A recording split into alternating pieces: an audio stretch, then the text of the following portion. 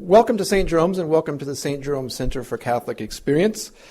My name is Scott Klein and I am the director of the center. And it's wonderful to have so many friends out this evening. It's actually amazing to me that we're starting this lecture and it's still light out. So that means that spring is on the horizon and soon our crocuses and everything will be popping up through the ground and life will return, or at least it will feel like life is returning. I want to start this evening by reflecting on this year. As many of you know, this is our last lecture in this year's lecture series. And as many of you know, this year marks the 25th anniversary of the center. When the center was created in 1982, under the direction of then Assistant Professor Michael W. Higgins, the center was seen as a place, or kind of envisioned as a place where people in the Kitchener-Waterloo area could come together to talk about issues that matter, issues such as poverty, what it means to be a citizen in Canada in the modern world, environmental, ecological issues, women's issues, spirituality, and a number of other important and pressing concerns, including economics and so on. So tonight is, again, not only the final lecture of this year, but it's the last lecture in our 25th year. So I want to take you through just a little bit of where we've been in the last 25 years. Some of you have seen this before at the center. This was our first program published in 1982, 1983. And as you'll see in this next slide from our dearly beloved Dr. Michael W. Higgins, is that when he wrote the first sort of mission statement of the lecture series, he noted that the center is a broadly based ecumenical effort deeply rooted in the Catholic tradition and concerned with issues of spirituality and justice. And again, this is the center's first brochure. And you can see here that for those of you who know Michael, he actually had hair and it was still black. Okay, so in that first year, 82, 83, we had a number of sort of leading edge thinkers in the area of social justice and faith. Gregory Baum was here in 1983. We also had Ernesto Cardenal here in 1983, a political theologian and Latin American politician. They still smoked in public in those days, by the way. So we also had a number of political leaders, people like Gerard Peltier, and also sort of public figures. Peltier, as many of you know, was also a journalist, so he was here. Other people who've come through the center include people like Claude Ryan, who was here in 2000 speaking under the John J. Wintermeyer lecture sponsorship. I believe he was the first Wintermeyer lecturer. He also, through this event, inaugurated the Catholics in Public Life conference that we periodically hold at St. Jerome's. And that, for some of you who don't know, this is David Seljak on the left-hand side, back when he had hair and it was still relatively black. We also had Sister Helen Prejean here in 1998 talking about the dignity of people who are on death row and not objectifying them, of people who are just identified totally by the horrendous crimes that they've committed, but seeing the individual who is still very much there and still very much part of God's creation. So we had in 2001 Jean Vanier, so you can see we've had a number of inspiring speakers from the political sector, people from who are advocates for prison reform, and people like Jean Vanier, who are trying to get us to think about new ways of engaging people with disabilities. Now, how do we do this at the center? Well, it's through the support of our sponsors, our lecture sponsors, people like the Wintermeyer Lecture, and tonight's sponsor of the Sweeney Lecture in Current Issues in Healthcare, the St. Mary's Hospital Foundation is one of the leading sponsors, and we have a number of you here who are donors to St. Mary's Hospital and the foundation. So we especially want to welcome you this evening for making this lecture possible. I've talked to the president many of you know him, Peter Sweeney, of the foundation about moving this lecture forward. And I think we have some very interesting ideas on how to make this lecture series even more, not entertaining, but more engaging and so on. Not to say that the lecture tonight won't be entertaining, but it certainly will be engaging. So what I would like to do is thank all of you for a wonderful 25 years. We have a tradition here, all those of us who have been directors of the center, that we have a legacy that we've tried to keep, and it goes back to the very first statement that Michael put in the brochure. And I think one of the things that we have moving forward, one of the really cherished items that we have is this emphasis on social justice. So thank you for 25 years, and I want to welcome you to partner with us for the next 25 years as we move into toward a new celebration in 50 years when I'm about ready to retire. So anyway, what I want to do now is focus on this evening's lecture. And I've asked Peter Sweeney, the president of the St. Mary's Hospital Foundation, to come forward and introduce tonight's lecturer, Dr. Dawn Martin Hill, and her topic, Jidwa. I've never pronounced that. Is that close? Jidwa. I'm sorry. You can correct me. So I will ask Peter to come forward, and I will make sure the technology works. And please welcome Peter Sweeney. I'm wondering if we should get our picture taken while we both have hair and it's relatively dark. Mine's quite gray, though, eh? That's a good point. Thanks, Scott. I have the distinct honor to introduce our guest speaker tonight, and for me, it's a bit of a double honor. I am, of course, representing St. Mary's Hospital and its foundation, but I'm also representing my siblings and my mother, of course, for this lecture. So it's a particularly proud moment for us, and it's an event that means a lot to me personally and professionally. With respect to the hospital, Scott mentioned that this is an event that's supported by the St. Mary's Hospital Foundation, but I think it's important to recognize that this is an event that had its impetus with the board of directors or the board of trustees at the hospital, established in 2001 after my father passed away. He had just finished up his 10th year on the board at the hospital. The lecture was established with an endowment from the St. Joseph's Health System, and I would also be remiss if I didn't acknowledge Doreen Motes, who's with us tonight. Doreen is a generous sponsor of this event every year, has been since its inception, and without her support, this wouldn't have the financial capacity to carry on. So I want to thank you on behalf of everybody at St. Mary's. Moira Taylor, the president of the hospital, Diane Moser, the chair of the board, Christiane Kalin is the vice chair of the Hospital Foundation. Again, it's a very important event for us. But I would like to, if you would allow me to, talk a little bit about my dad before I introduce our speaker, because I think of all the lectures that we've done, I think this one would have been the one he would have really wanted to be here for.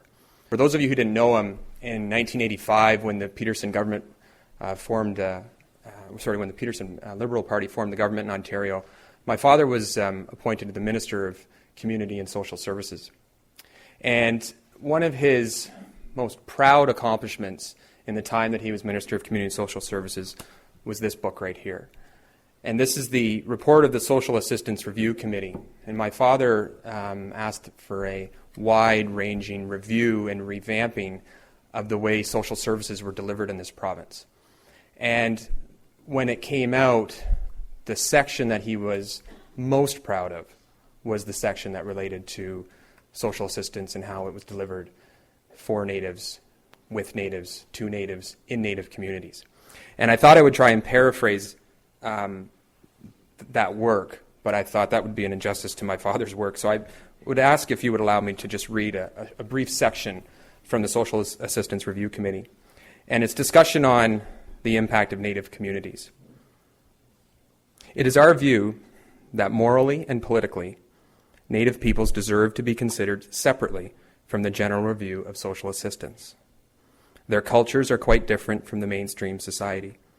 Their history in Canada is unique. They have suffered disproportionately from poverty, discrimination, and alienation. They have suffered from the very system set up to protect them. And our overall objective is to help individuals make the transition from dependency and exclusion to autonomy and integration. And for Native communities, we believe that the only way to achieve this is to vest control of social assistance programs within the communities themselves. And it goes on to say, Native peoples seek freedom from economic dependency and political isolation, not only as individuals caught in the poverty trap, but as whole communities caught in a stranglehold of paternalism and deprivation. And so my father's greatest achievement in that time was the ability to provide an opportunity for Natives to provide social assistance, particularly on family and children's services in their own communities amongst themselves. And it wasn't just the policy that really drove him, it was the people that he was fortunate enough to meet. And in a 15-year political career, he had lots of stories, but the one he loved to tell the most was the one I'd like to share with you. And my dad was, in his early days of this review, was in a Native community up in Kenora, Fort Francis area. And he was being shown around to some of the communities and seeing firsthand the impact of poverty and deprivation, as it says, that had a stranglehold in these communities. And many parts of these communities were only reachable by boat, so they hopped in a boat and they were going across to one of the communities. And despite my father's penchant for thinking of himself as a bit of an outdoorsman, he was known to be caught unprepared sometimes, and was quite unprepared for the weather. And on the way back from seeing this section of the Native community was, I guess, quite visibly shaking and cold. And the chief, who was in the boat with him, took off his coat and handed it to my father. My father graciously accepted and was warm for the rest of the trip back. And when I say that the chief gave him his coat, please don't envision a leather chieftain coat with tassels, something you might see Phil Fontaine wear. This was a silver, puffy, warm jacket that was, and to this day is, rather ugly, actually. But when they got back to the dock, they got off the boat, my father went to take off the coat to give it back to the chief, and the chief said, "No, I have given that to you, that's my gift to you." And again, in a 15-year political career, you can imagine the decorative plates that he received and the plaques and the things and going to speak. That coat remains in my mother's house and was his most prized possession, because here he was going to a community to help, and this man literally gave him the coat off of his back. And so this lecture would have meant a great deal to him. So I promised Scott I would not speak longer than the lecturer. So I will actually do my job and introduce Dr. Martin Hill. Dr. Hill is a member of the Mohawk Nation. She's a cultural anthropologist, a documentary filmmaker, and the academic director of the Indigenous Studies program at McMaster University. She has produced 2 documentaries of a series of 4, Jidwa, Let's Become Again, which focuses on the elders' understanding of historical trauma and directions to begin to heal collectively using Indigenous knowledge and traditional practices. With that, I would like to call Dr. Martin Hill. I'd just like to say thank you, Nyawe, for inviting me here, and to the Sweeney family for finding some of the things I might have to say worthy of sharing. And it sounds like your father would have been fun to know, and I'd actually like a copy of that report that you have. Yeah, but I know that I did read something one time, and it was a paper I could never find again, and that sounds a lot like it. I thought it was the Human Rights Secretariat, so I was digging through those.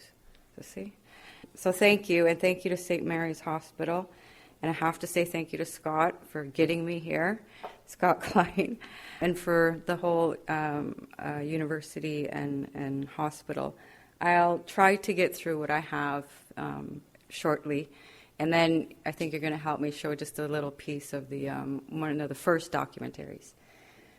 So, as a student at McMaster University, I really did stay in school for economics. I could get more through scholarships, and I realized, oh my God, I can get all this money for just getting A's, and I just thought I figured the system out. And then when I met anthropologists and said, my God, these guys get money to go study Indians. I know exactly where I want to go, right?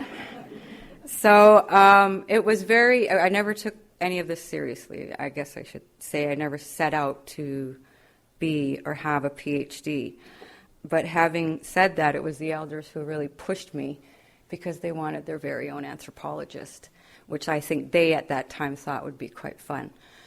But I had a problem with the way in which the West discussed us, even at the graduate level. And I was a theoretician, I read every thought and theory there was about Indigenous people and just about the West in general. And I was very disturbed by what I would ultimately find at the base assumptions of that thought were this kind of embedded idea of superiority and needing to help those that were not like Europeans. So my professors told me I could write my research, but that what I knew was a perspective or a voice.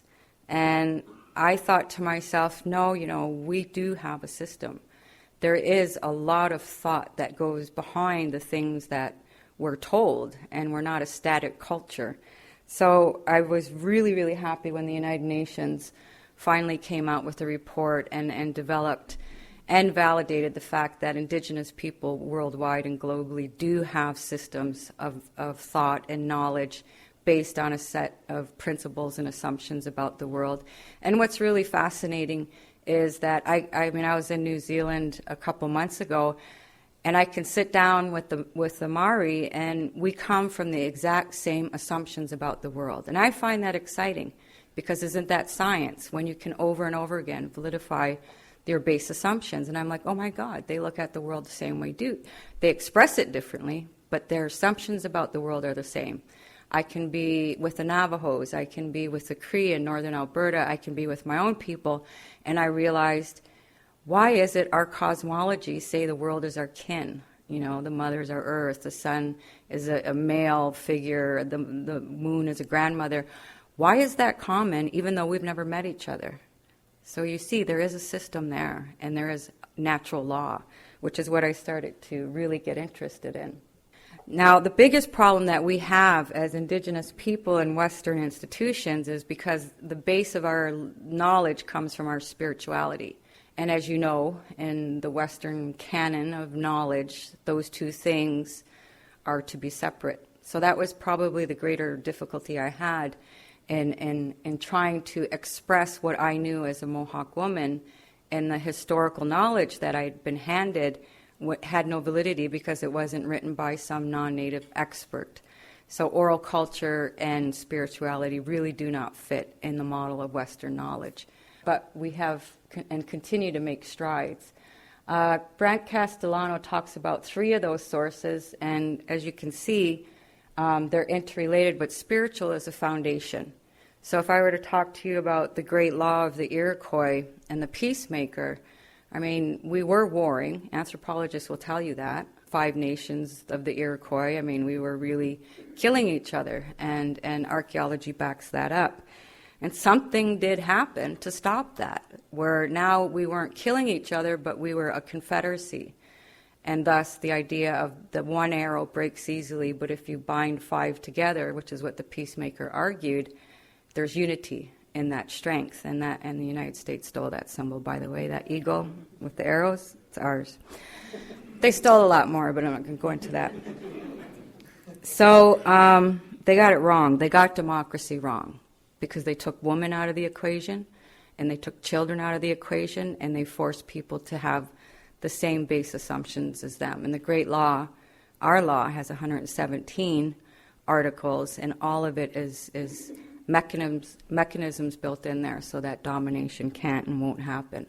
So how am I supposed to talk about the great law and the whole structure of my people and our philosophies without talking about the person who gave it to us, who was divinely sent?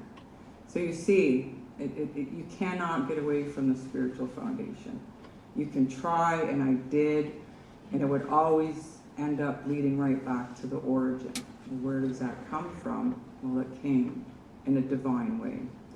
So that's the part that really scares Western scholars, that at the end of the day, we cannot change who we are, nor do we want to. Colonization did a lot to destroy those structures. Our societies had social, political, economic, and theological, if you will, structures that were attacked immediately in order to undermine our sovereignty and our autonomy and to gain access and possession of our lands. So Frideris, who is a sociologist, a white-haired sociologist, not a radical, I just put a few of his definitions. There's 7 components, but I'll only go over a few here of what he says happens when Indigenous people in Canada were colonized.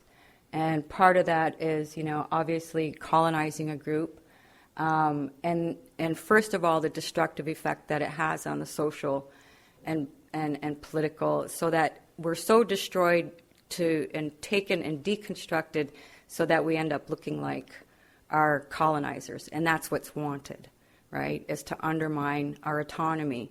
And they knew back then, if you wanted to undermine that autonomy, part of that would be to go after the spiritual foundation, which is why they outlawed, the Indian Act outlawed Indigenous ceremonies, well, both in Canada and the United States until 1973, 1978, respectively. They could not do ceremonies openly without being arrested or persecuted. So people, our people, because we had, I won't go into the details, but we fought that back in the 1800s, and Joseph Brant wrote to the Queen and said, "Excuse me, you came here for religious freedom. How could you take ours?" And she kind of exempted Longhouse people, my people, but everybody else in Canada was persecuted.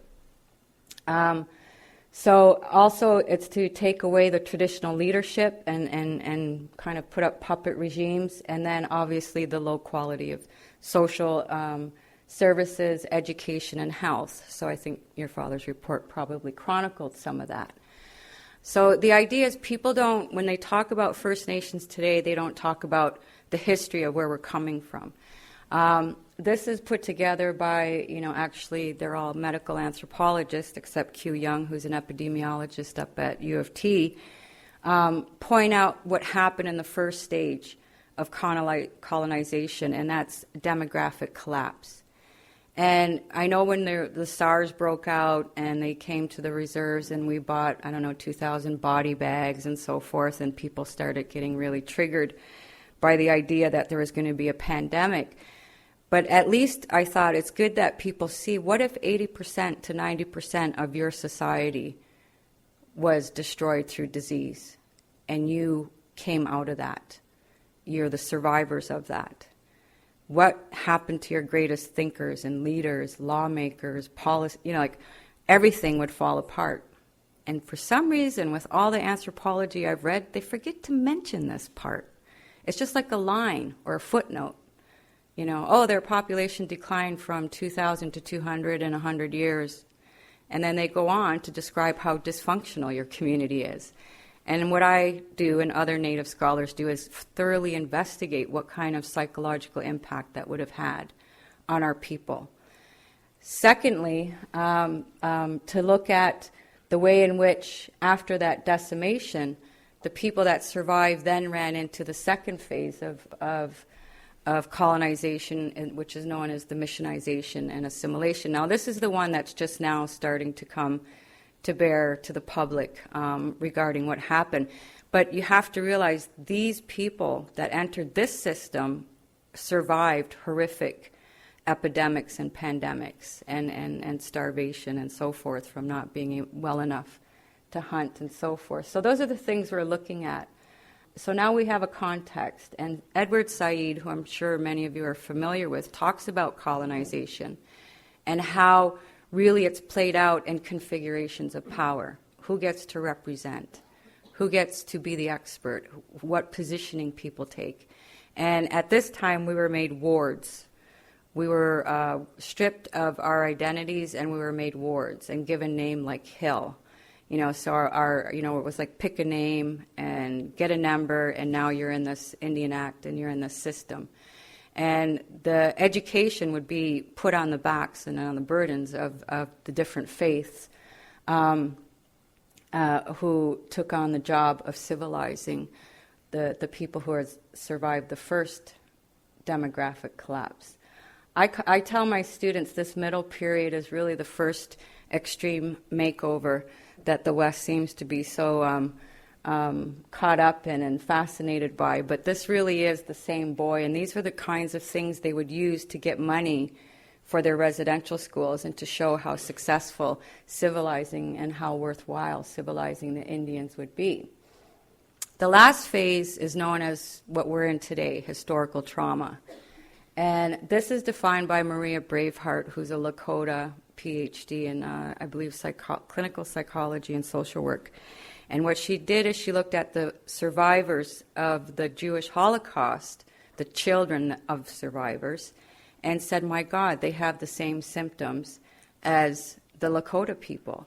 And Vander Kolk, who's the trauma director up in Boston and also invented the word post-traumatic stress disorder through studying Vietnam vets, has also worked with Maria and looked at this period that we're in and that we're trying to cope with is known as, the historical trauma, and to acknowledge that. And what's really important in terms of looking at health is being involved in the health world. I'm fully aware that when our people are treated, they are never treated with, even if it's a multi-million-dollar research study on diabetes, there's no mention of any of what I just talked to you about. It's just come in and they're just another number, another person, and, they have bad diabetes. What are we going to do? So another $20 million research project goes out. And I'm like, how can they not look at historical trauma and diabetes? Because if you're in this state, you all know there's a physiological manifestation of trauma, which would then influence, obviously, a number of other health indicators. I can't quite get the people that need to listen just yet.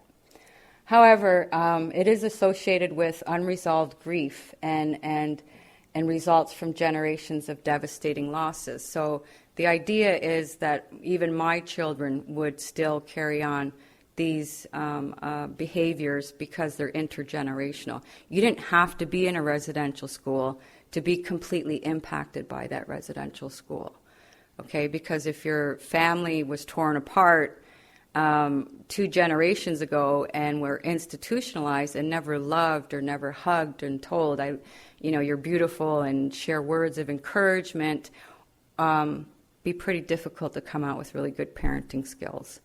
So obviously it has huge impacts on our societies today. And once again, when we look at addictions or anything else, all of this just happens not to be mentioned.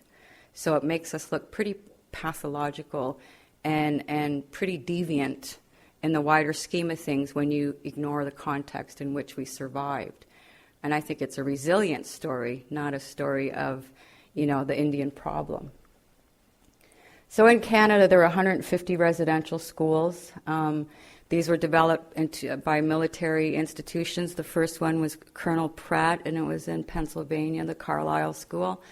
Canada emulated that model, but it really was a military architect, and it was carried out in a military style until the missionaries took it over. But they maintained the militancy of corporal punishment and so forth. So children were traumatized and often enslaved in these institutions, and there's lots and lots of literature on that if you want to learn about it. The best one is probably John Malloy and A National Crime, which chronicles just what kinds of abuses. I'm not going to get into it. I've written papers on it, but it's pretty devastating literature to read what happened to them in these schools. So when they went back home, they didn't have skills as Canadians. One woman my age told me they dropped her off in Winnipeg when she was 18, and she had never held money, had no idea that you had to pay for things, had no idea what a bus was, and so you can imagine trying to cope and then to return home and you can't even speak the same language as your parents. Talk about alienation. So there's a lot of work being done right now on this, but I wanted to just go on a little bit with the idea that our societies are having, a lot of mental health issues, which leads to addictions and so forth. But again, when research is being done, they're denying this whole reality of what we're trying to promote in the health. And what Maria argues is most of our ceremonies, our traditional ceremonies that were outlawed at a time that we needed them the most. They were outlawed when we were, I've actually interviewed an elder from northern Alberta who remembers as a 9-year-old boy burying his entire family, including his mother, his father, his brothers, sisters, uncles. He was 9. Okay, so he lived to tell the story. He survived that pandemic. But the idea is the society we live in refuses to acknowledge this ever took place. Now, we know what happens if you try to deny the Holocaust took place with Jewish people, right? It's considered a crime. If you deny a Holocaust took place with any other peoples in the world, it's a crime. But when it comes to North America, there is an absolute steadfast refusal to admit that a crime ever did occur of Holocaust. But if you look at all the literature, it suggests today that indeed there was one. Harvard-bred Canadian scholar Wade Davis, in all of his literature, argues that a genocide did take place, and not a decimation, which is the way it's written about in Canadian history books, because decimation is 1 out of 10, Holocaust is 9 out of 10, and it was intentional. So there needs to be some reconciliation between what we know happened to us and what the society around us absolutely steadfastly refuses to acknowledge occurred, even though the scholarship is demonstrating more and more it did occur. So that's even more frustrating, and I guess the best way I can convey that to you, that frustration that many of our young people feel, is if I, as a Mohawk woman, assimilate and just forget about my culture because life would be really easy for me. If I could just, move into some suburb somewhere and, pretend all of this isn't a part of me, that's huge because I don't have a mother country that will carry on my culture as most of you do. So you can come here and you can be fully Canadian and speak English and, practice a certain religion, but if we let go, this is our mother country. This is our homeland. So my children speaking Mohawk means the world to me because it's going to die and disappear and nobody's going to get it back for us but us. And yet we're living in a society that's very hostile to those ambitions and those ideals because they think they know what we need most. So they just took all of our funding away for language programs. Still a little bit upset about that. But it's difficult to be in a society that absolutely refuses to acknowledge anything bad happen. What they do tend to write about a lot in this country are things like suicide, poverty. This child sex trade in Canada comprises over 60% of Aboriginal girls mostly. We have intimate violence within our families at 8 out of 10. So we have lots of statistics to share with you that will demonstrate just how bad it all really is. Macmillan and Associates is McMaster professor, Harriet Macmillan, her father was also a doctor, probably wrote one of the most radical pieces when she stated what she stated here and was actually quite criticized for it. But it definitely demonstrates that this idea of oppression and history is linked to our social conditions today. Okay, it's not because we're unable to cope, right? We've coped amazingly through some very, very tough stuff. And at the end of the day, we have communities that, like the Innu of Labrador, which I visited, and it's in one of the documentaries, where children are committing suicide at some of the highest rates in the world. And when I say children, the stats I just looked at very recently are now including, for the first time ever, the categories of 1 to 12. Because that's how young our children are that are killing themselves. And nowhere else in the world are you going to have a set of data on 8-year-olds who hang themselves. So we know the stats, and we know and live very well how bad it is. So the question I ask myself is, what on God's earth would make an 8-year-old want to hang himself? You know, that got to me. And I was with the doctor who found him shortly after she was with him.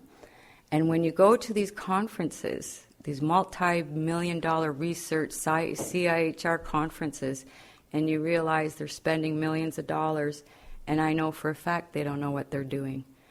And yet these kids are going to continue to take their own lives.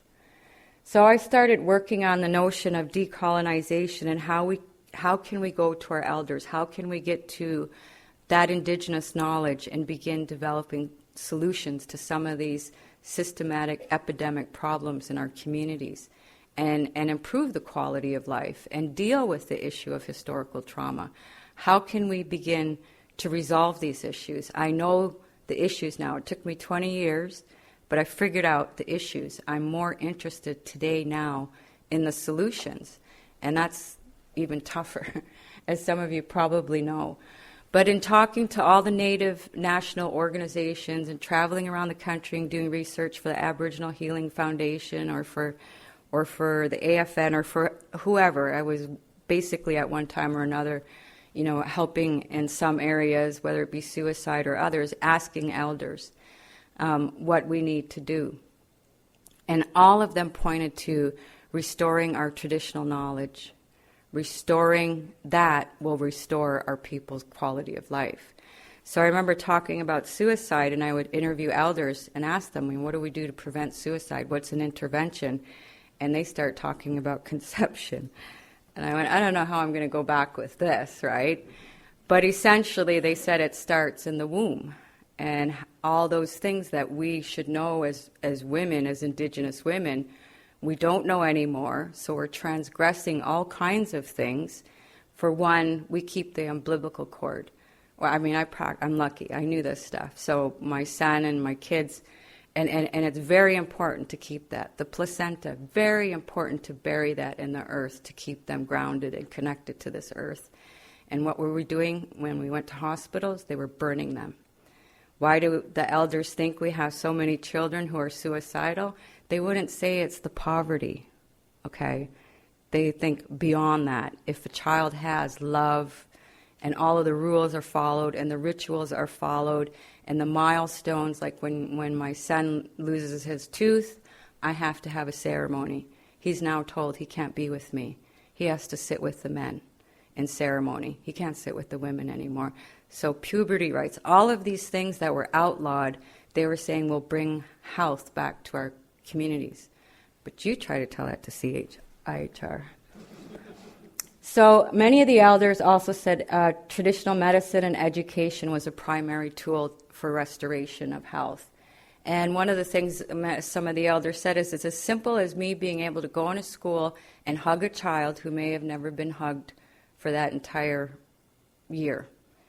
And that medicine, love is medicine. And our medicine isn't complicated. It's a smile. It's a kind gesture, as you talked about with the coat. It's those connections, those human connections that have been lost and damaged through colonialism, and we're unable to put them back together. So we started working on ways to do that. NAHO, the National Aboriginal Health Organization, assisted me and some other women in developing what we called the Elders Summit. And we thought what we're going to do is we're going to bring together all the elders in North and South America on our homeland at 6 Nations for 6 days, and we're going to find some solutions. And I had all the Native organizations in Canada there, policymakers. I had doctors there. I had healthcare. I was good. I had a tent with 2 Mohawk doctors in it for the entire 6 days, servicing the some 800 to 1,000 people we were feeding and taking care of for 6 days. So, and we did this with no government assistance. This was all Aboriginal. This is bingo money, casino money. That's where I go for my real research. I call it the Underground Railroad of Indigenous knowledge. So I'll say that I'm doing something that's acceptable to the university, and then, say, okay, well, here's the World Health Organization's definition of traditional medicine, and write a paper, and everybody will think it's okay then. But at the end of the day, what we look at is we look at physical and mental illness, and that's one of the most underserviced areas right now for Indigenous populations is mental health. We have virtually no services within our communities, especially northern communities, but even Six Nations is underserviced.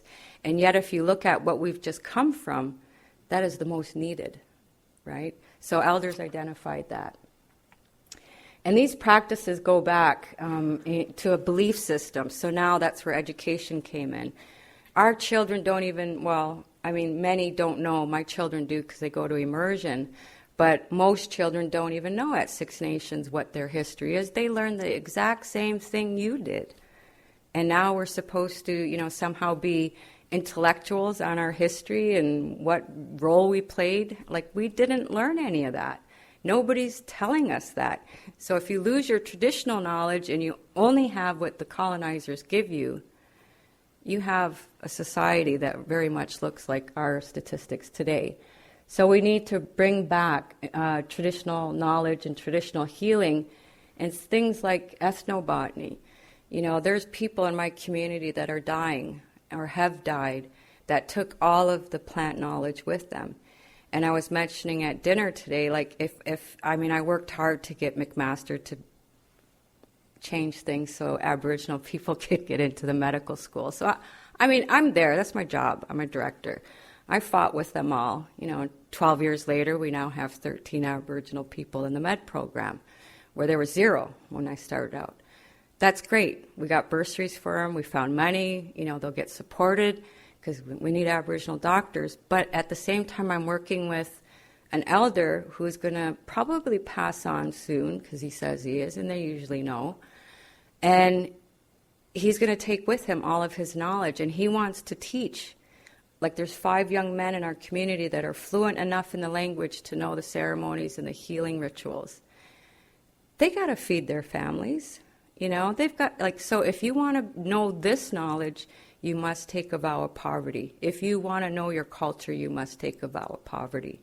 That's the problem I have, is Western knowledge is privileged, and our knowledge, which is more, to me, valuable because it's so rare, is dying, and we're just standing by documenting its death. So this is where I think we really need to get working. The other part of this practice is a spiritualist. We have very few of these people, spiritual leaders in our communities today. Real ones, not the ones you see at all the conferences and whatnot. But I'm talking about the real ones. And the real ones would never stand up and say, I'm a spiritualist or I'm a medicine man. So that's your first flag. But at the end of the day, we're having problems because these are the people who often diagnose us and then refer us. So it's a very intricate system that we need. And I'm not, and nothing against Western medicine, but I'm saying this goes much deeper. This is real intervention at the root cause of the problems you often end up seeing.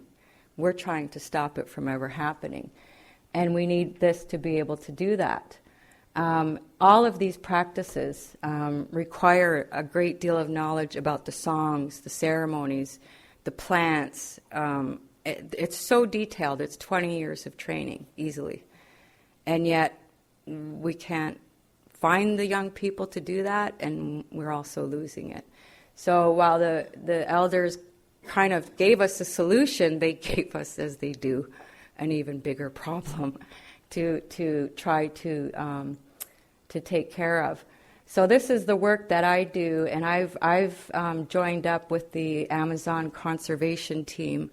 If you Google them, they put up amazing apprentice shamanic programs throughout the rainforest. And they're able to do it there, though, because it's exotic enough. But if you say that here in Ontario, they're going to be like, what? Who? You want us to give money to what? And you think that's health? So we have a huge mountain to climb here. So I kind of bring these healers down here to kind of, because that's what people think is exotic and worthy.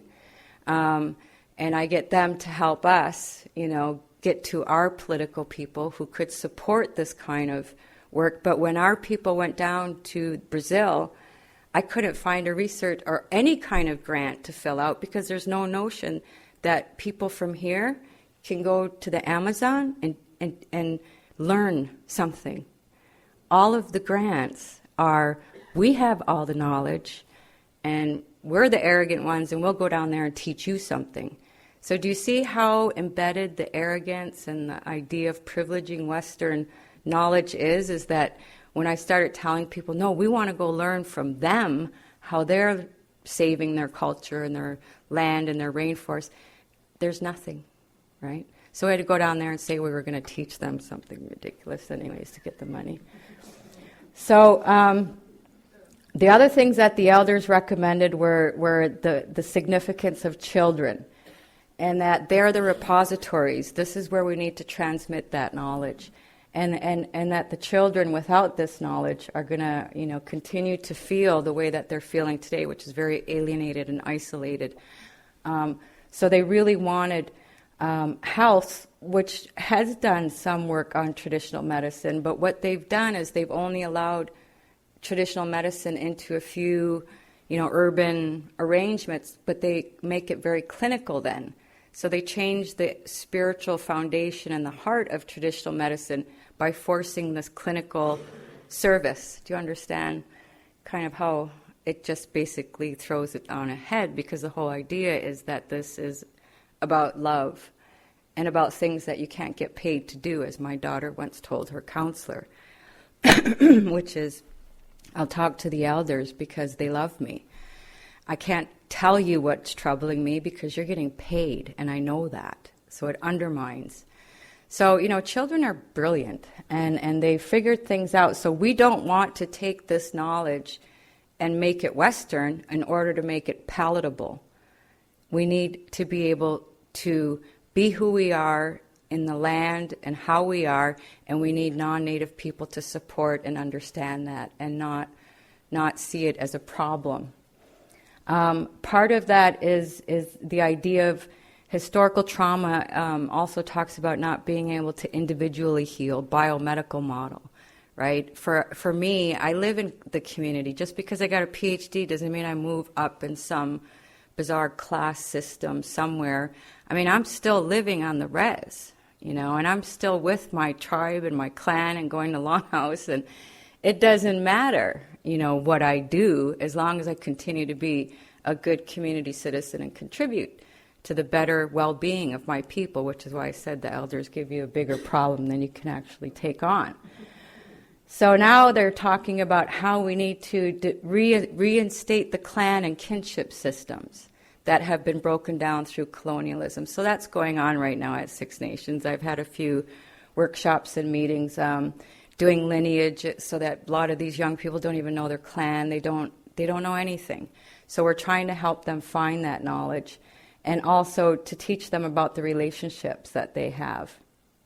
And I know you're not used to seeing positive images of Six Nations, so I thought I'd throw this one in there, because there are lots, but the media doesn't come to these events. So a lot of the things that we did were we let the children, and they ran, and they rode on horseback, and they rode over 2,000 miles to open up the Elder Summit back in 2004. And a lot of these kids are a lot bigger now, and they just went to the United Nations and delivered the Elders and Youth Declaration. So some of the students from McMaster ended up, being on the radio. They run a show now, Spirit of the Youth. They talk about the Elder Summit and all the things that they learned there. And they also managed to go from Six Nations to the UN, in which I did get there on August 9th. But these are just some images from the Elder Summit and what a historic time it was for our people. And that they gave us all the answers. It's the problem I'm having now is implementing them, right? And trying to get those people in positions of power to maybe think about doing things just a little bit differently.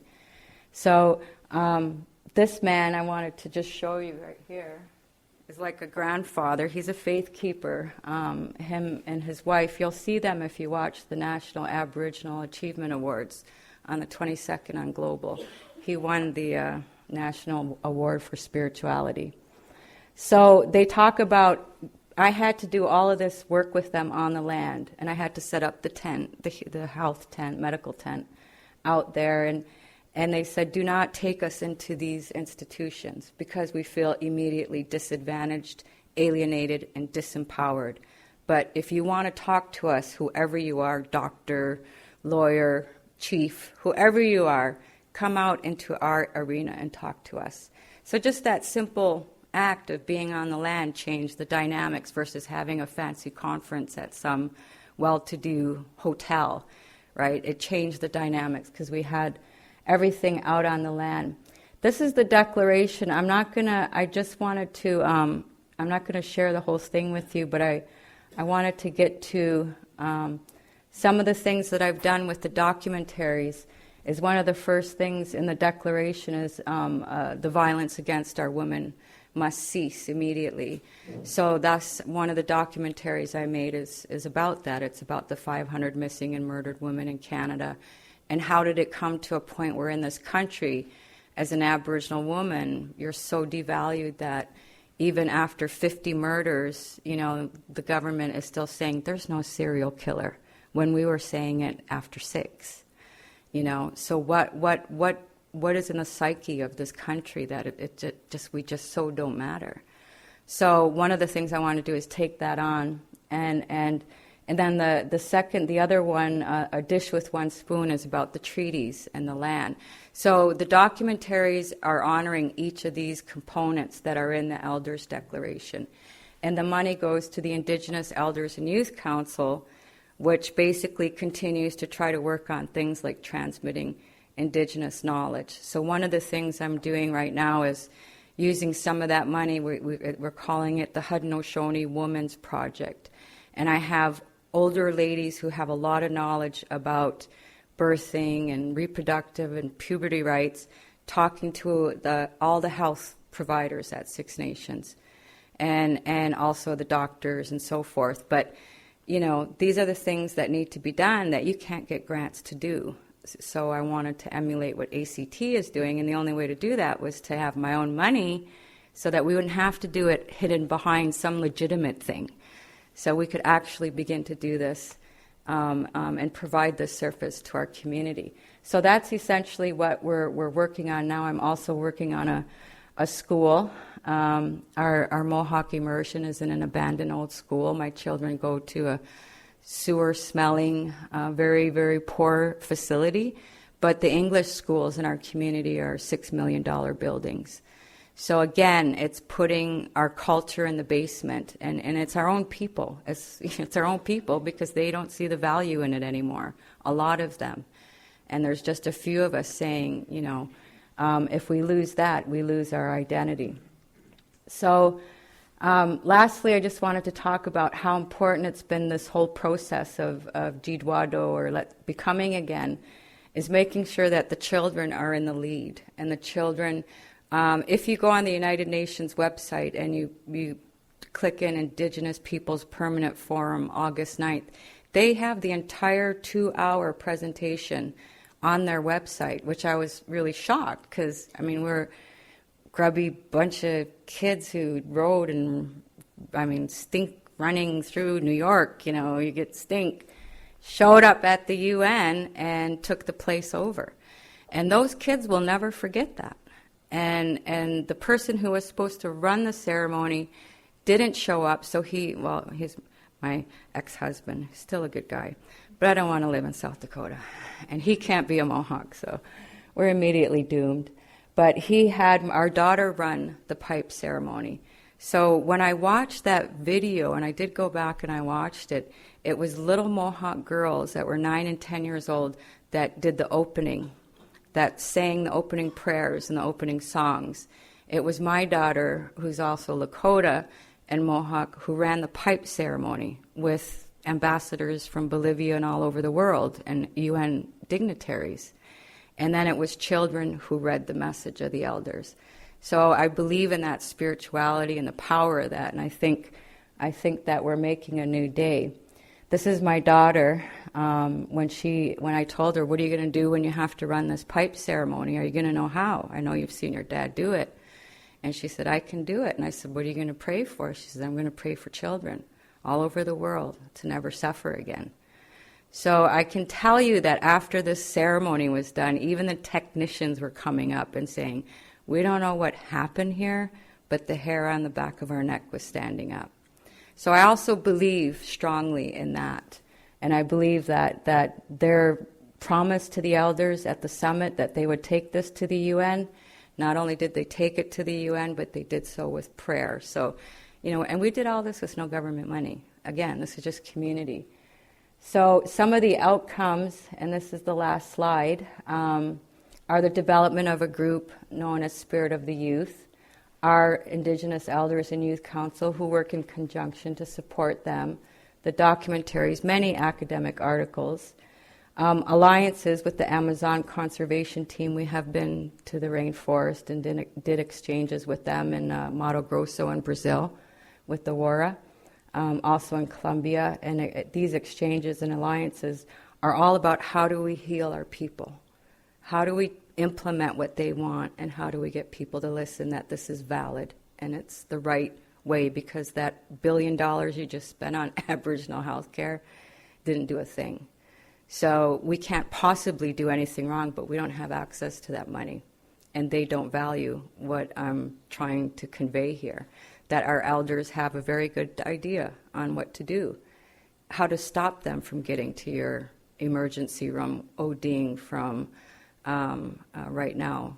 The worst that's hitting us is the crack cocaine, is almost an epidemic across the board. So, we really need to get busy, because I don't want to go to another conference ever again and hear about a child in some northern reserve trying to hang himself so he could go be with his mother, was essentially the reason that he gave. One of those boys survived. So, you see, we need to do something, and that's the urgency here. And that's kind of the work that I do. And I also do all the other academic stuff too, but that's not what I'm here to talk about. Because you're a faith-based organization, I wanted to share more of that side of it, but how important it is to work in the healthcare system with our faith and the things that we think could help. And maybe one day the CIHR and the Aboriginal Health Institute will see these as valid strategies of intervention and prevention. You can put it in those kind of terms too. So if that's okay, I'm done. I just wanted to share a little bit of the opening of Jidwa. And that's, the reason is because I believe imagery. I'm not really a filmmaker. There's this guy, Zach Melnick, who does all this. I just dream it up, and he does it. But one of the things I wanted you to see was there doesn't always have to be words, right? Just the visual and the image. And these people that you're going to see riding did ride 2,000 miles from British Columbia, and it took them 4 years to get to Six Nations. And I rode well over 2,000 miles. I mean, I'm out there camping and working with them. Thank you. Dr. Martin Hill has graciously agreed to take questions. I would ask that if you do have a question, make your way to either side of the room. You'll see some microphones there. We are taping this, and it will be podcast and so on. So if you could speak into the microphone, that would be brilliant. So while you're making your way to the microphones, feel free to get up. Just an announcement. Dr. Martin Hill's book, Lubicon Lake Nation, is on sale out at the book table. Wordsworth Books has that available, and it's how much, Chuck? $21 with tax. So pick it up. That's more of the academic side of things. We also have a number of the documentaries on sale. All the proceeds go to IUIC. So yeah, take a peek at those, and those are going for, was it $25? $25 as well. So you can pick those up at the table where Megan Lastleen is. So please make your way to the microphones and ask some questions. I feel a little bit tonight like I did a little over a week ago when I went to the Perimeter Institute for Advanced Research in Physics. The speaker was a world leader in sort of some of the outcomes of quantum mechanics, and he had seemingly a great grasp of the topic. And I found it so broad and so complex that most of it went over my head. I was able to grasp some bits of it.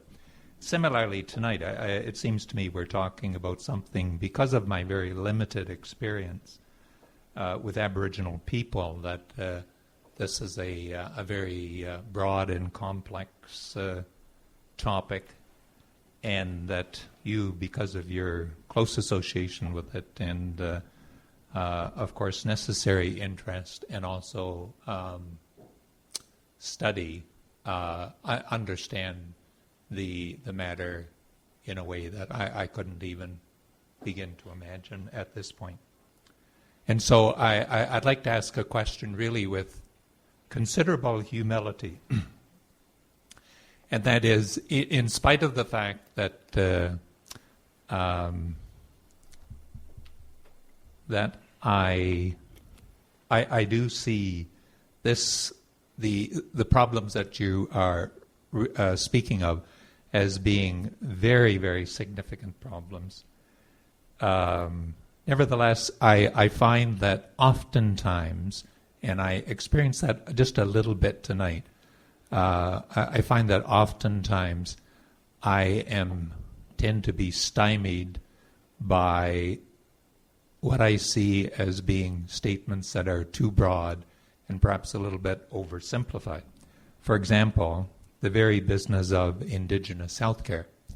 And what I mean by perhaps being too broad is that it seems to me, now I have had some experience with the Inuit. My wife and I lived with the Inuit in a volunteer position for 1 year. But it seems to me, for example, that the experience of the Mohawks and the experience of the Inuit are very, very different.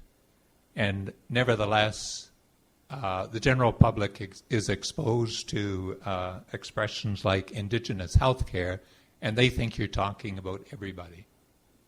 And I find that a problem. Could you comment on that?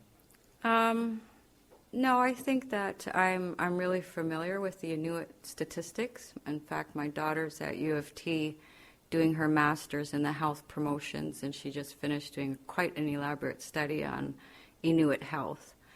The statistics are worse in Inuit communities. I'm thinking more of the history. The history in terms of the overall population demise is the same. Now, when you moved people into Baffin Island, when you moved them into these settlements and forced them to go to schools, which meant taking them off their land, the autonomy that you have when you live off the land versus when you are in a sedentary village, you become dependent on the dollar. The history was the same. I mean, the outcome was the same. The disease rates were the same. Tuberculosis was worse for the Inuit, and they were sent to Hamilton. So I don't know what part of this equation that you're not seeing as the Inuit as Indigenous, but I think knowing the Inuit history, and Naho has an Inuit branch, and they've made a lot of the history and the health very accessible. You can just go on to the National Aboriginal Health Organization's website and go to the Inuit. They tell me the same story. And in fact, in the first Jidwa, I spent probably a good portion of 20 minutes on an Inuit elder who starts speaking about what was done to their people, and then on to the Innu in Labrador and the issues going on with the Innu in Labrador and the suicide and glue sniffing. So I don't see a huge difference. When you take a diseased blanket into a community And today, if you were to do that, let's say during the SARS outbreak, what would it be called if it was done to non-natives? It would be called biological warfare. It's not called that in the history books. But biological warfare started here and, in fact, impacted many indigenous communities north to south. So if you read some of the explorers and the grants and the various agencies that were in the area, they will tell you very clearly that they knew certain areas would be affected by their arrival, and they went there anyways. So if you did that today, that'd be against the law because you'd be quarantined, right? So I don't know what part of the Inuit that you don't think fit into the broad idea that their populations were decimated or that it was done intentionally. For example, much of the government's intervention in the life of the Inuit actually started with Khrushchev. And when Khrushchev, for political purposes, criticized Canada for letting their native people die. Mm-hmm. Now, it happened actually, in fact, that many Inuit were dying on the west shore of Hudson Bay at that time, but That's it was because of the change in the route of the caribou, and the caribou simply were not coming to where the Inuit were. But when Khrushchev criticized Canada for that, then they went to the, in quotes, rescue and build houses and so on. In other words, sort of tried to southernize them, or at least to help them in the only way that they knew possible. So it wasn't a matter of trying to colonize them. It wasn't a matter of trying to take over their culture. It was a misdirected attempt to actually help them. I know that's what Europeans have written about that particular era in history. But I think that Inuit people might have a different take on that history. And I don't think the government and the people who were going to exploit the North were completely ignorant about the fact that they needed to position Inuit, who they relocated and utterly destroyed and derooted enormous amounts of communities, and they relocated them so that they wouldn't lose the Arctic to the Russians or to any other imperial powers at the time. So I think if you really look at the Inuit, they played a vital role in Canada in making sure that they had bases. And they used the Inuit, even though they knew it was going to utterly destroy them, they used them in order to occupy, so-called, the North, so other countries like the United States and Russia would not try.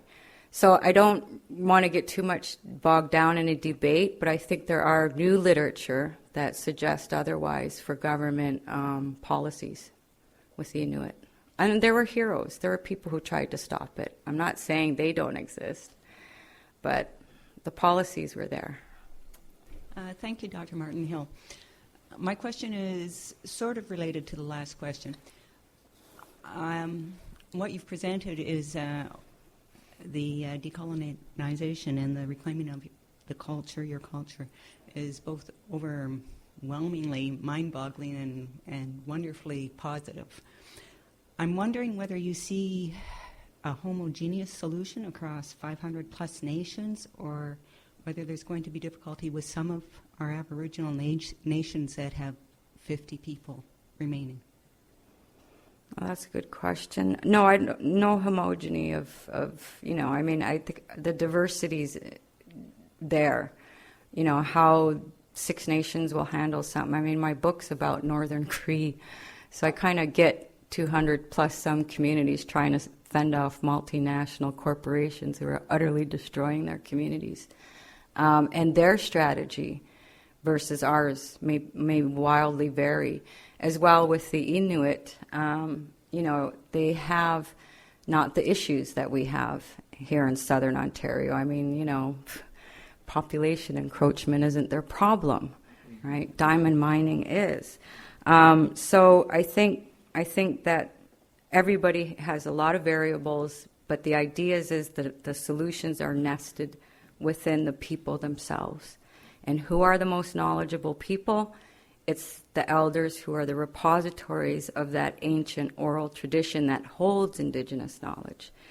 That's one part. The second part is getting Canada to recognize that something very terrible took place consciously. And, I mean, yeah, Australia's apologized, the Pope has apologized, and so forth, but they're going to continue to implement policies on a population that's going to resist. Our population, over 50%, is under the age of 25. You know what that means for any human group of people. I hope you know what that means. So we have a very young population who's very aware of what I'm talking about. Like, it's not overwhelming to them. They kind of know all of this. They want to find out more details. They're not going to be happy with the continued alienation. So I think the elders have a very good strategy of intervention towards either external or internal hostilities or violence based on a history that the society we live in is refusing to acknowledge ever occurred. So I think that's step one to healing, is to admit the wrong, right? So that's all I'm at step one, trying to get people to admit, there was a wrong. And I think, as you probably know, as Catholics, the Pope acknowledged that. And I think we had a lot of hopes when he made that apology that, governments and other institutions would follow, and what we found was almost a backlash instead. This is an international question. My understanding is that the Maori people in New Zealand, because of the Waitangi Treaty, have a different relationship with the government and the European people. Is that correct? And if so, do the Maori have the same kind of problems that the Canadian Aboriginal people have, or is it different? It's a good thing I just came back from New Zealand from a that's why health conference of Indigenous health researchers from Australia, the U.S., and Canada. Yes, we're all in the same boat. Canada, U.S., Australia, and New Zealand. And if you see my third documentary, you'll see that those 4 countries who are accused of implementing colonist policies refused to sign the Indigenous Peoples Human Rights Declaration at the United Nations this past fall, September. So 143 countries, well, it's in the documentary, said yes. 11 abstained, and 4 said no. They vetoed it. That was Canada, the U.S., Australia, and New Zealand. When I was in New Zealand, obviously I just finished making the film about stuff going on in Caledonia, and I thought, thinking what you're thinking, that they have a better, it's going to be inspiring. I'm going to feel better when I'm going to get reinvigorated. And we got to New Zealand, and I turn on the news in the morning, and they're dragging people out of their houses after an orchestrated raid on 5 traditional, which is considered radical in Canada too, traditional communities. And it was really disturbing because they smashed down their doors at 4 a.m. and dragged people out of bed who were now being considered terrorists, enemies of the state. And as the week went on, I went to court with them. And there were some other Mohawk academics down there. I'm like, why are we always in a courtroom? We're in New Zealand. I thought I'd be in a marae getting a massage or something. I'm here. And what it came down to was 2 hunters accusing them of, you can Google it, saying they had a terrorist camp, and they're hunters, and it went nuts. And I came home, and I have to say, I told my community, we need to think about that. We need to think about the next step of what's happening at Caledonia, and that maybe the footage I have, what's going to happen? Are they going to put me in jail? Are they going to label me a terrorist? If they did that in New Zealand, they can do it here, right? So it got us thinking, and I went to what I was really interested in was the university, because that's my dream, is to not be at McMaster, and I'm sorry, Mac, it's great, but my dream is to be at a Haudenosaunee, Ungahoe University, where I'm not fighting and wasting my, precious time, which is very little on this earth, trying to prove that we have something valid to say, and just teaching my own people and getting the language back and doing it that way. So they have that. You can do your PhD in Maori, and I wanted to go see that. 3 of their PhD candidates were arrested for so-called subversive terrorist writings, and they took their computers, so it makes you think. The other thing with language and culture, they have more visibility, but they only really have one language to deal with, and like she said, we have a lot. Just with my tribe, 6 languages. Which languages are we going to teach, right? So we're challenged in many, many ways here. But no, I don't think there's no romantic notion of any other place. I learned that pretty quick when I landed and saw what they were doing. Thank you. You're welcome. I'm from Iqaluit in Nunavut, and I'm down here studying theater.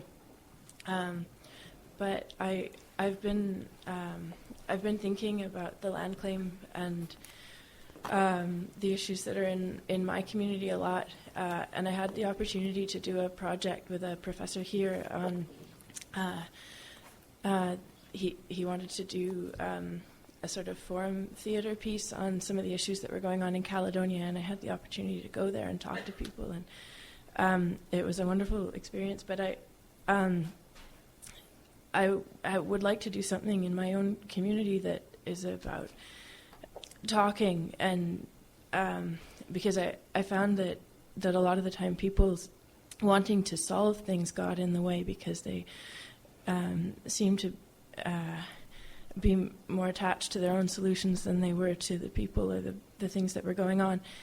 So with that, I felt that the only important thing that I saw that could happen would be for people to talk and things. And I would like to do something that is about talking at home. But I feel a little strange about it, because, as you say, like, the knowledge is with the elders and in the history, which I don't have. My family moved up there, and I feel like I'm kind of the wrong person to be doing a project, like for the Inuit. I don't want to be imposing it, but I feel pretty deeply about it. So I wondered if you had a sense of what place people have going in when they feel like I need to do something but not sure. That's a really good question. That's a very valid point that you articulate, which is really all of this, the whole second phase of colonialism was that misguided goodwill gone terribly, terribly wrong. Having said that, I think that, to my knowledge, and I don't know, I guess I'm married to stats as a scientist, but, over 43% of the Inuit in the Aboriginal population are of the Catholic faith. That's a lot, 2006 stats that just came out. So to me, good places to work are, obviously that's a place to work, is, through outreach, through institutions that are already in that community. And one of the principles that I govern my work by, and just because I have a PhD doesn't mean that I can go into my community and say, this is what's best for you. Trust me, I know, because they'll just boot me out quicker than they'd boot you out, because they feel like they have the right to boot me. So, I'm very, very cautious about never imposing my ideological will, which is really the big disaster of the assimilation policies, right, is your ideas and where they come from. And we've been affected by all 3 Western strands, is that we need to set aside our ideas and set aside our what we think is best and listen, and just listen. And like I said, That's what we did. We brought the elders there. We didn't put the academics up on stage as the experts. We listened, and then we continued to go back and double check, is this the right thing? Is this the right track? Is this, so there's a lot that they've identified. As I said, the job just got 10 times bigger when you do ask. Be careful. You might not like what your answer is. So instead of feeling like you can't do enough, they may have a lot they want done, but it's just listening. It's participating, making yourself accessible, engaging with our community, whether it be through churches, whether it be through other academic, educational arenas, and finding ways to dialogue. And then I'm sure that I have 10 projects I could put up here right now. If anybody wants to help, I'd be more than happy to accept it. Like building a school. We have the land, we don't have the money. We want to build it green. We want it to be the first, sustainable school built by us for our children with Indigenous knowledge. We have tons of stuff we're working on, and none of it, like even the ride that you saw, not 1 cent came from any government agency or any social work agency. It all came from the poorest people. It came from the people in the communities themselves. They fed us all the way through. So, it just could be listening and validating some youth group, You just have to see. There's lots going on in our communities. People act like we're not doing anything. We could use a lot of help, but nobody ever asks. They just come in and say, I have a project. I have a research design to, will you be a partner? It's like, why don't you just come and fund what we're already trying to do and don't have, money to? So I think that's a good point. People coming in with their own agendas and getting mad when we don't go along with it. Just last week, 3 PhD students have sent emails all wanting to study. One even wants to study us under the Indigenous Health Research Development Program. Or they want to study Indigenous studies. Or they want to study the Indigenous Student Association. A lot of education needs to happen because that's all insulting. We're not on campus as subjects. We're on campus as Indigenous people. So just respect would be a great start. Thank you very much.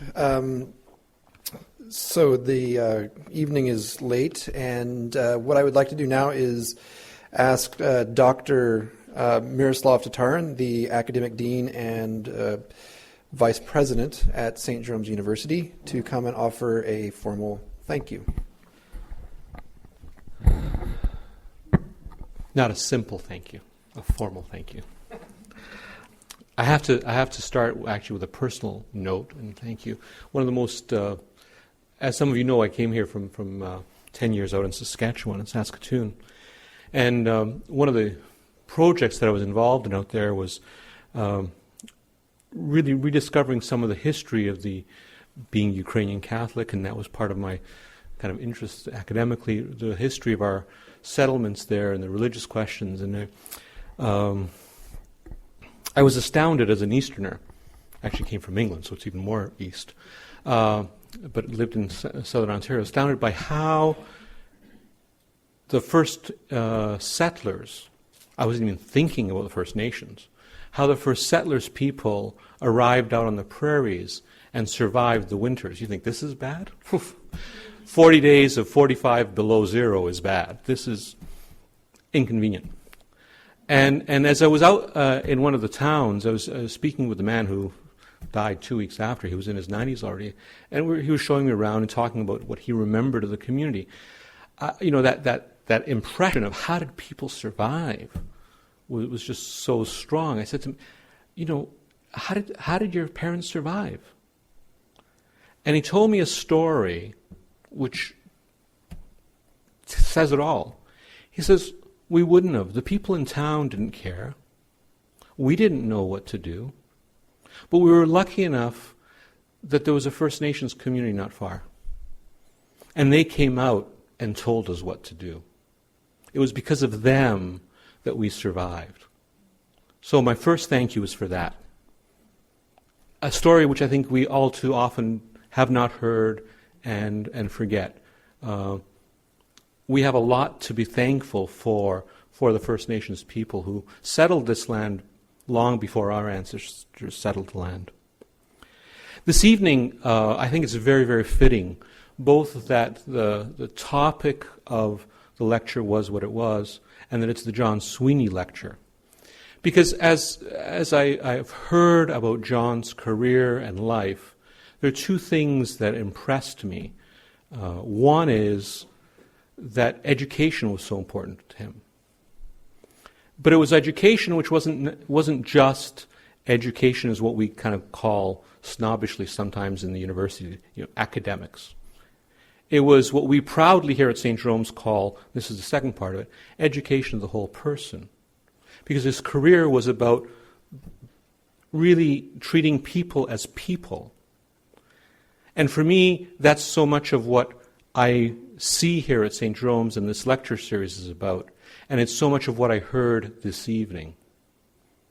The one word that I think was throughout Dr. Martin Hill's talk, which is so important, is community. And although she was talking to us about the story of her community and communities, it is the story of all communities, of being reborn by recognizing that we owe a debt to those who built the community that we are able to live in and nurture, and we need to share and respect that. And she's calling us to respecting her community's history, to facing some of the damage that has been done to those communities by our predecessors, but also, I think, a road to healing of those communities and of ourselves, because I think we all so want to admit that our communities aren't as healthy as we would want them to be. So a thank you for that as well, not just for the story of your communities, but for the challenge for us to look at ourselves as well and to become more fully the kinds of communities that we, I think, would want to be. And you pointed us in the direction of where that starts, and that is not in rules and regulations, not in laws, not in money. All those things are important, sure, but in human connections, that was your word. In reestablishing real human connections. And for me, that story that I told you about the prairies goes to that, because part of what I saw on the prairies was that those connections had broken down. We had learned not to pay attention to each other and not to treat each other as human beings. And when I hear about the conflicts that continue to happen between First Nations communities and others, that's the breakdown. We're not treating each other as human beings. We're not recognizing the value, first and foremost, of those human connections. So again, thank you for reminding us of that. And thank you for being a witness of that to us, by being open to come and share your connection with us, for bringing us good medicine. Love the medicine that you described. A final thank you, and it's a kind of small one. Thank you for reminding us that our government has not signed the UN Convention on the Rights of Aboriginal Peoples. As I said, I'm a naturalized Canadian. There are very few things in Canada today that make me ashamed. When I heard that we had not signed that a number of months ago, I was ashamed. I think we don't need to just look into the past. We need to recognize what's going on now. I think it would be really wonderful if we could all appeal to our government to sign that declaration.